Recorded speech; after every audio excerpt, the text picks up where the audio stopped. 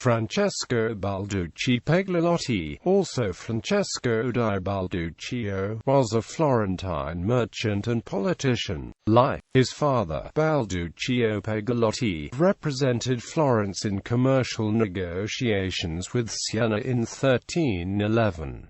His brother, Ranieri di Balduccio, was suspected of connivance in the disappearance of a gold shipment in 1332. Francesco Pegolotti himself was a businessman in the service of the Compagnia dei Bardi, and in this capacity we find him at Antwerp from 1315 to 1317.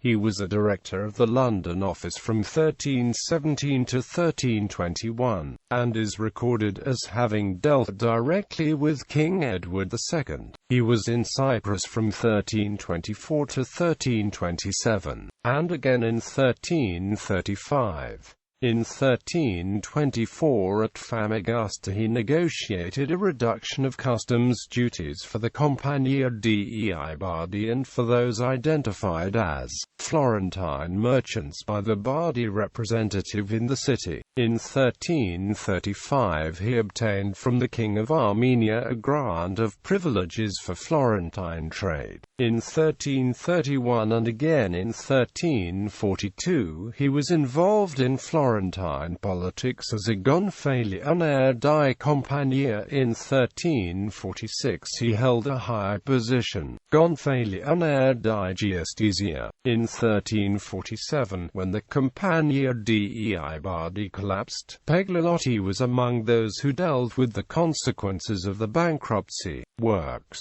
Between 1335 and 1343 he compiled the work for which he is famous, the Book of Descriptions of Countries and of Measures Employed in Business, commonly known as the Practice of Commerce, beginning with a glossary of Italian and foreign terms then in use in trade. The practice next describes nearly all the major trading cities then known to Italian merchants, the imports and exports of various regions, the business customs prevalent in each of those regions, and the comparative value of coinages, weights and measures. The most distant trade route described by Pegolotti is that from Azov via Astrakhan, Khiva, Otra and Gulgid to Beijing. He also details the route from Ayaz on the Cilician coast of Turkey via Sivas, Erzincan and Erzurum to Tabriz in Persia.